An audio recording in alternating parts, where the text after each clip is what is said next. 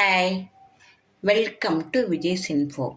இன்றைக்கி நம்ம நல்ல ரெஸ்டாரண்ட் ஸ்டைலில் பாதாம் அல்வா செம்ம டேஸ்ட்டாக இருக்கும். நல்லா ஹெல்த்தியானதும் கூட, ரொம்ப ரிச்சானது. இதுக்கு நம்ம இந்த பாதாம் பருப்பை நான் நல்லா சுடுதண்ணியில் ஒரு அரை மணி நேரம் ஊற வச்சுருக்கேன்.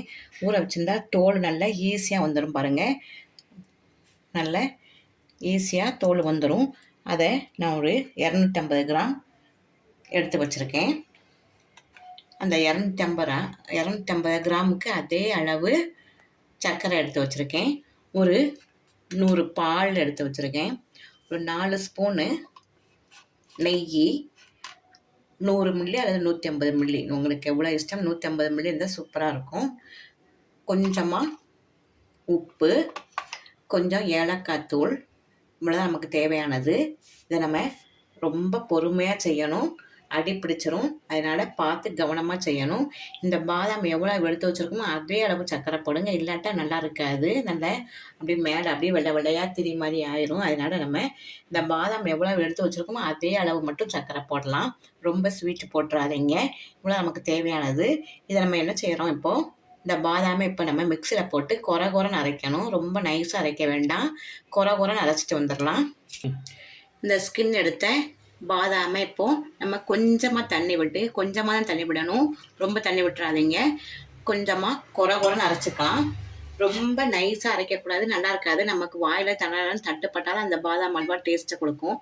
அதனால் நம்ம ரொம்ப நைஸாக அரைக்காமல் கொஞ்சமாக கொரன்னு அரைச்சிட்டு வந்துடலாம்.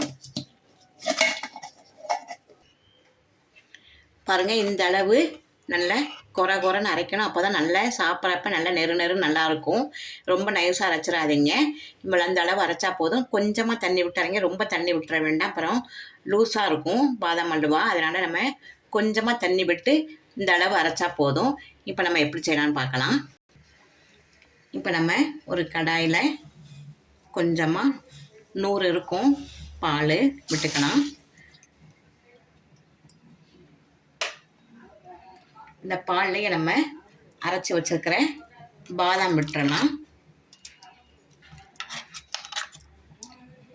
ரொம்ப சிம்மில் தான் வச்சுக்கணும், அடி பிடிச்சிட சான்ஸ் இருக்குது. அதனால் ரொம்ப சிம்மில் வச்சு நிதானமாக செய்யணும். பொறுமை தான் அவசியம் இதுக்கு. ஆனால் டேஸ்ட்டு நல்லா வர்றதுக்காக நம்ம பொறுமையாக செய்யணும். ஒரு 20 நிமிஷமாவது ஆகும் நமக்கு இந்த பாதாம் அல்வா நல்லா வர்றதுக்கு. அதனால் நம்ம நல்லா பொறுமையாக இதை செய்யணும். பாலில் நல்லா கரைஞ்சி இந்த பாதாம் அல்வா நல்லா ஒன்று போல் மிக்ஸ் ஆகிடுச்சு பாருங்கள். இப்போ ரொம்ப பொறுமையாக செய்யணும். சிம்மில் வச்சுக்கிங்க அடுப்பை வச்சுக்கிட்டு நம்ம இதை இந்த பச்சை வாடை போகிற வரல நம்ம கலக்கி விட்டுட்டு இருக்கலாம். இதே நம்ம கொஞ்சம் இப்போ ஏலக்காயும் போட்டுடலாம். ஏலக்காய் தூளையும் எடுத்து வச்சுருக்கேன். ஒரு பிஞ்சு சால்ட்டு போட்டுடலாம்.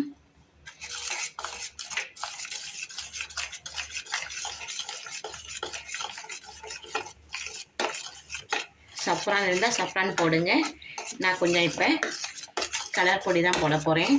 கேசரி பவுடர், நல்ல தரமான கேசரி பவுடராக வாங்கியிருந்தீங்கன்னா கொஞ்சமாக போடலாம். குங்குமப்பூ இருந்து கூட சூப்பராக இருக்கும். குங்குமப்பூ இருந்தால் குங்குமப்பூ போட்டுக்குங்க.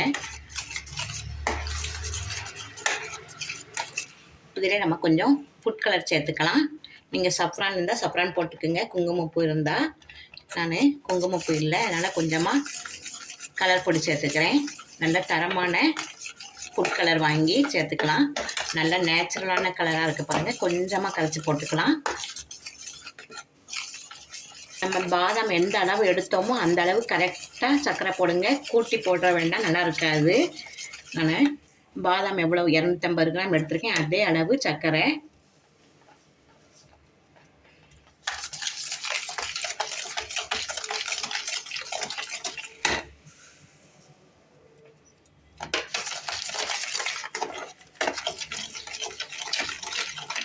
கொஞ்சம் பொறுமையாக ஒரு 10 நிமிஷம் நல்லா கிளறுவோம்.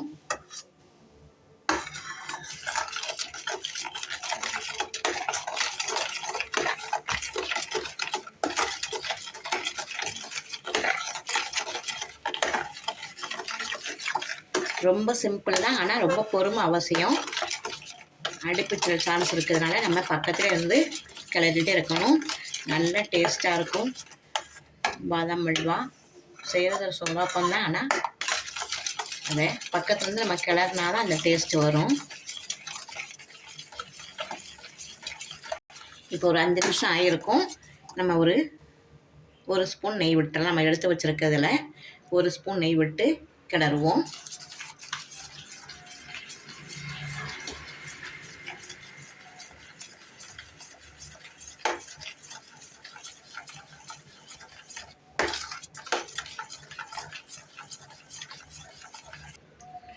இப்போ ஒரு 5 நிமிஷம் ஆயிருக்கு. ஒரு ஸ்பூன் நெய் விட்டுறலாம்.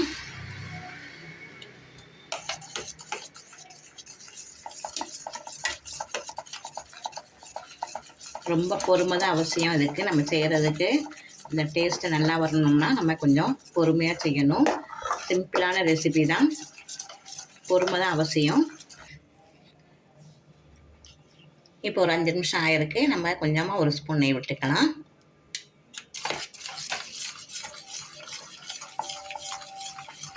நல்லா எல்லாம் ஒன்று போல் சேர்ந்து சுருண்டு வரப்போ பக்குவம் நமக்கு தெரியும். அது வரல நம்ம கிளறிட்டே இருப்போம். இது கொஞ்சம் லிக்யூடாக இருக்கிறதெல்லாம் நல்லா கெட்டிப்பட்டு நல்லா வரும். அதனால தான் நம்ம தண்ணி கொஞ்சமாக சேர்த்து தான் தண்ணி அரைச்சிருக்கோம். தண்ணி விட்டு ரொம்ப தண்ணி விட்டுட்டு இன்னும் நேரமாகும்.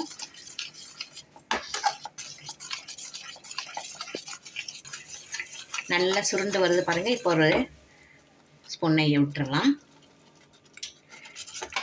நல்லா சுருண்டு நல்லா ஒன்று போல் வரும். மேலே நம்ம ஊற்றின நெய்யெல்லாம் மேலே மிதங்கிட்டு வந்ததுன்னா பக்குவம் நல்லா வெந்துருச்சுன்னு அர்த்தம். இப்போ நம்ம இன்னும் கொஞ்சம் வேக வேண்டியதாக இருக்குது. பச்சை வடைலாம் போயிடுச்சு. இன்னும் கொஞ்சம் நல்லா சுருண்டு வரட்டும்.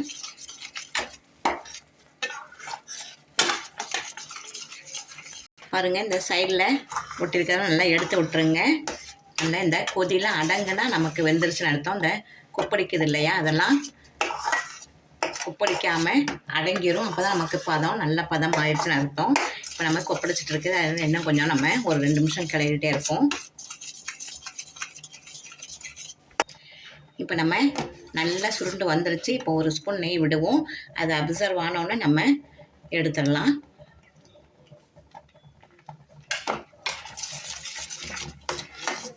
இப்போ லூஸாக இருக்க மாதிரி தான் இருக்கும். நம்ம எடுத்து ஒரு 5 நிமிஷம் நல்லா கெட்டியாயிரும்.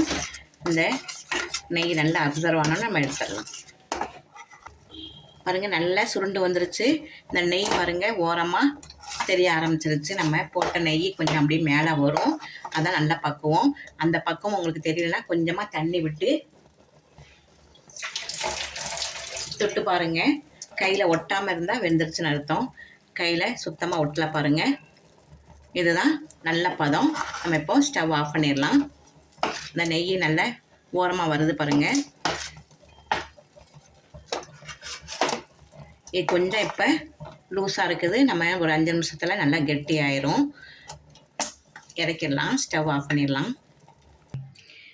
அசத்தலான பாதாம் அல்வா ரெடி ஆயிடுச்சு பாருங்கள்.